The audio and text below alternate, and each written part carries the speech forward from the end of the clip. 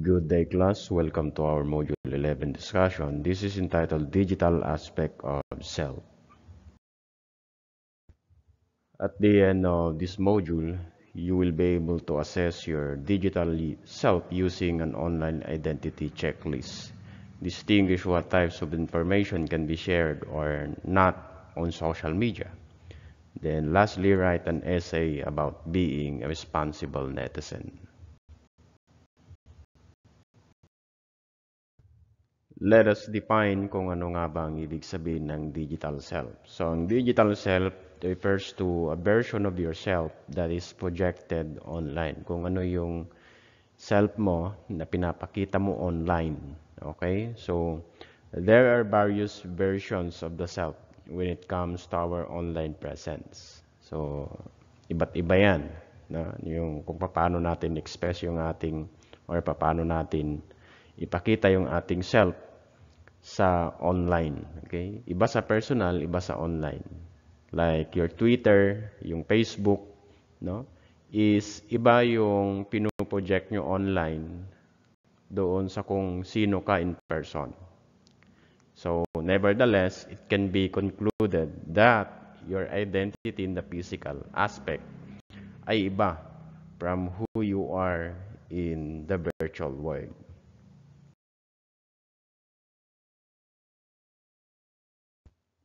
So, we have an example here na image. This is just an example. Hindi naman ibig sabihin ikaw na yan. Okay? So, we have expectation versus reality. What you really look like. So, as we can see here, ito yung digital self and then ito yung real self. But again, this is just an example. Ano? I just want to emphasize na magkaiba yung pinoproject mo online doon sa totoong ikaw. Okay? Sa yung digital self. Magkaiba yan. Yung sa personal at sa digital. Magkaiba. Okay? So that is expectation versus reality. So, sa expectation versus reality, ayan, another example, yung shoes, halimbawa, and then pagdating sa'yo, eto pala yung itsura niya, di ba? Para ka lang umorder sa online app, napakaganda sa digital, and then pagdating sa'yo sa personal, iba pala, no? So, yan ang expectation versus reality. Next is our online self versus your real self. So, magkaiba yan. No? Ang online self ay mas impressive, expressive, and more positive compare sa yung real self. Halimbawa sa Facebook or Instagram, sa Twitter, pinopost natin doon yung mga achievements natin, yung mga tina-travel natin, but it is not so often na nagpo-post tayo ng mga insecurities natin or setbacks. But on the other side, di ba, may mga tao din na they can express yung kanilang mga insecurities or setbacks to social media, online. Okay? It is because our online self serves as a way for us to express who we are in the best positive light. So, mas marami tayong ini-express sa online na mga positive things about our self. Diba? But just because there's a difference between the online self and real self, then doesn't mean it does not belong to the same person. Ikaw pa rin naman yon. Okay? Medyo magkaiba nga lang. Okay? Gusto natin, di ba? Ma-project yung self to digital na mas maganda, mas positive. Okay? Than our real self. Photolab na nga lang yung chance natin, di ba? Para mas gumanda, gumawa po tayo, di ba? So, your online self versus your real self ay magkaiba. So class, let us take a look on the brief history ng social media. Pinakauna dyan, during the 90s, ang 6 degrees. Okay? So many people consider this to be the first modern social media site. It's because yung format nito is familiar kung ano yung ginagamit natin ngayon. Nagki-create din sila noon ng profiles and then nag-a-add din sila ng mga friends nila. Kagaya ng ginagawa natin sa Facebook, sa IG. Yan. So that is 6 degrees. Ito yung image ng 6 degrees during the 90s. Okay? Ito yung the first social media website. Okay? Created in 1997. It allows users to create a profile and make friends with other user.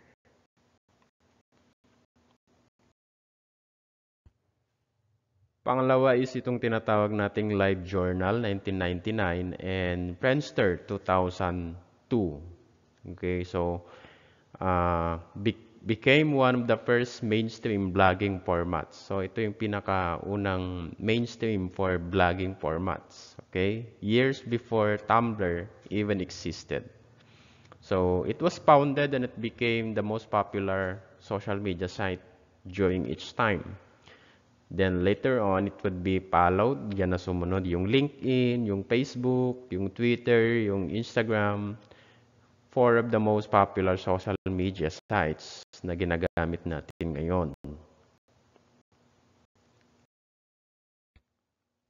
Ito yung image class ng the first journal or the first live journal post 1999. Parang sa Facebook lang din. Okay? May profile siya. Then you have to log in, your email, then the password. Okay? Andito na din yung mga basic info, yung email address natin, nandito na. So, kailangan natin ilagay dyan. Okay? Yung gender, nandyan na lahat. Parang sa pag-create lang din ng ating Facebook account. So, class nowadays ay dapat alam natin ito, yung mga tayo bilang gumagamit ng social media. So, kailangan alam natin yung mga bagay nito. Kailangan mayroon tayong tinatawag na social media behavior. No? Tamang behavior sa paggamit ng social media. Na wala tayong nasasaktan na ibang tao, na hindi tayo nagpapatama, hindi tayo nagpaparinig sa mga kapwa natin. Okay? Hindi tayo naglalagay dyan dapat ng mga hate speech na galit ka sa isang tao, ganito, ganyan. Ano? So, how do we ensure that we are practicing responsible social media behavior? Yan yung question. So, the ways in which we can practice responsible social media behavior is by what? Sabi dito, recognizing what is considered to be irresponsible social media behavior such as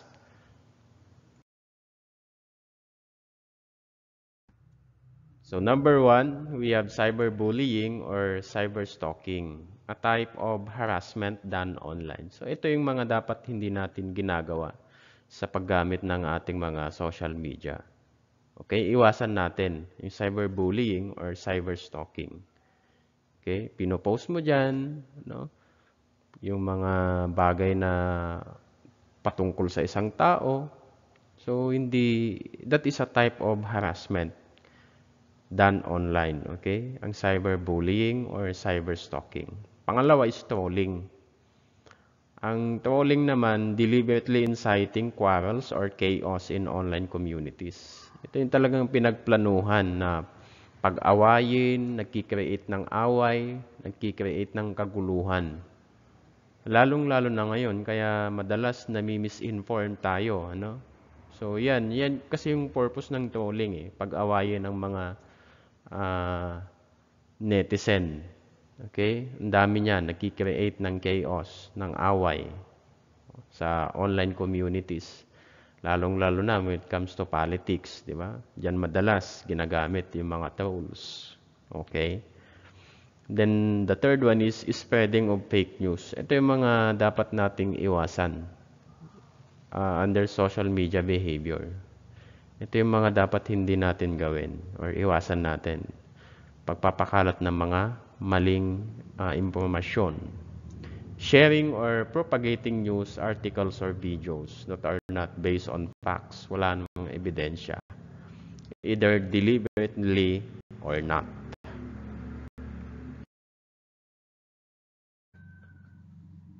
Class, balikan natin itong cyberbullying or cyberstalking. Ang cyberbullying in social media, ito, mostly sa Instagram, ayan, nangunguna. Share social media platforms where cyberbullying occurs the most. So, number one is yung Instagram. Pangalawa, Facebook. Diyan madalas, din na nagkakaroon ng cyberbullying, no? Then, Snapchat. Yan, WhatsApp. Sa YouTube, sa Twitter. Okay? So, yan yung datos. Yan yung survey. Okay?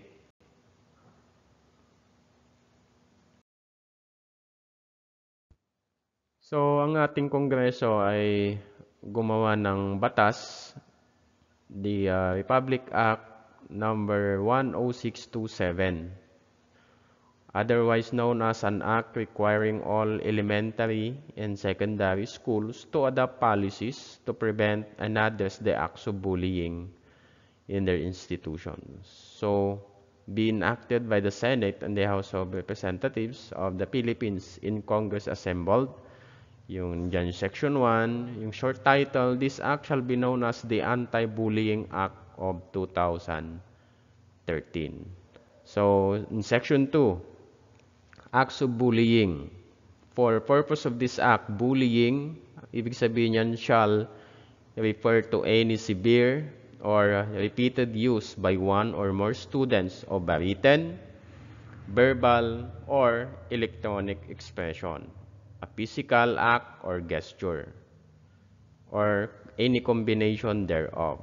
So, ito yung mga acts of bullying. Ulitin ko, nandyan yung written, andyan yung verbal, andyan yung verbal or electronic expression.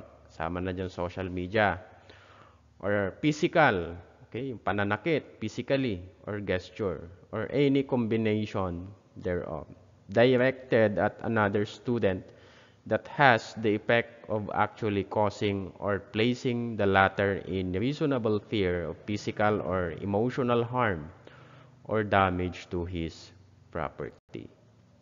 So, yan, yung mga acts of bullying. So, maging aware tayo dyan. Na-discuss yan during our orientation. Mayroon naman tayong cybercrime law or the Cybercrime Prevention Act of 2012. It was officially recorded as RA 10175.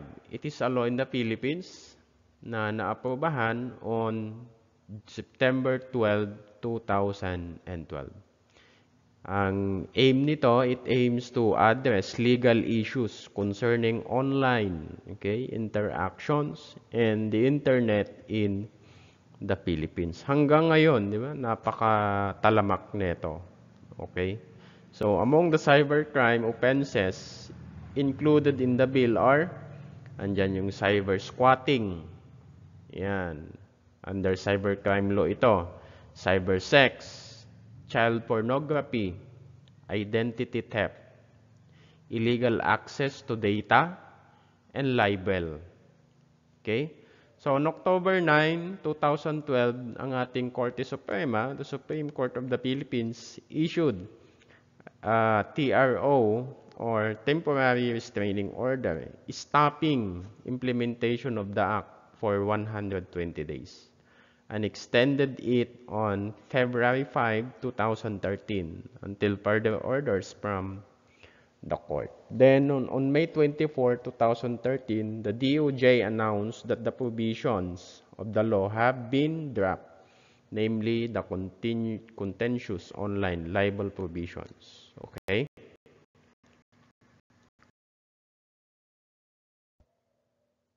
So, bigyan ko kayo ng example ng trolling.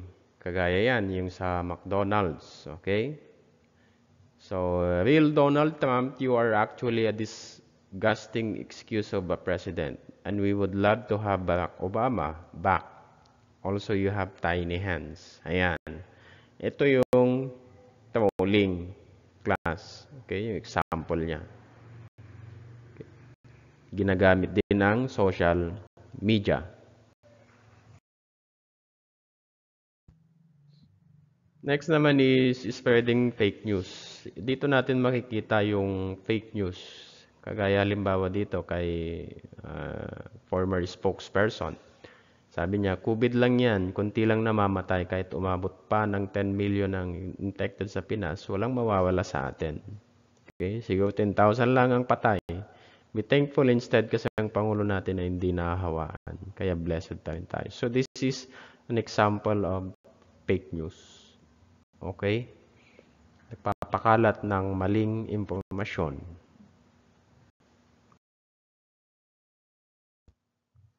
So, sa pagpapakalat ng fake news, madali lang siyang matandaan class kung ito ay tunay o peke.